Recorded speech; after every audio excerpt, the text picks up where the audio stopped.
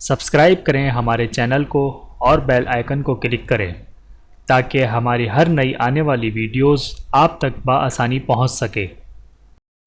اعوذ باللہ من الشیطان الرجیم، بسم اللہ الرحمن الرحیم۔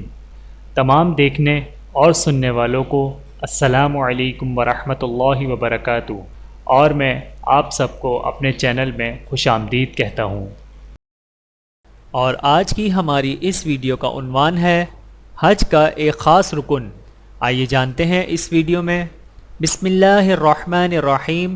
حضرت عبد الرحمن بن یعمر دائلی سے روایت ہے کہ میں نے رسول اللہ صلی اللہ علیہ وآلہ وسلم سے سنا کہ آپ صلی اللہ علیہ وآلہ وسلم فرماتے تھے، حج کا ایک خاص الخاص رکن جس کا حج کا دار و مدار ہے، وقوف عرفہ ہے، جو حاجی مزدلفہ والی رات میں یعنی 9 اور 10 ذی الحجہ کی درمیانی شب میں بھی صبح صادق سے پہلے عرفات میں پہنچ جائے تو اس نے حج پا لیا اور اس کا حج ہو گیا۔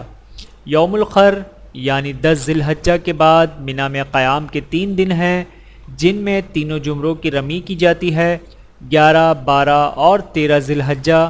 اگر کوئی آدمی صرف 2 دن یعنی 11 اور 12 ذی الحجہ کو رمی کر کے وہاں سے جائے تو اس پر بھی کوئی گناہ اور الزام نہیں ہے، یعنی دونوں باتیں جائز ہیں۔ بحوالہ جامع ترمذی، سنن ابی داؤد، سنن نسانی، سنن ابن ماجہ اور سنن دارمی۔ چینل کو سبسکرائب کریں۔ جزاکم اللہ خیرا کثیرا۔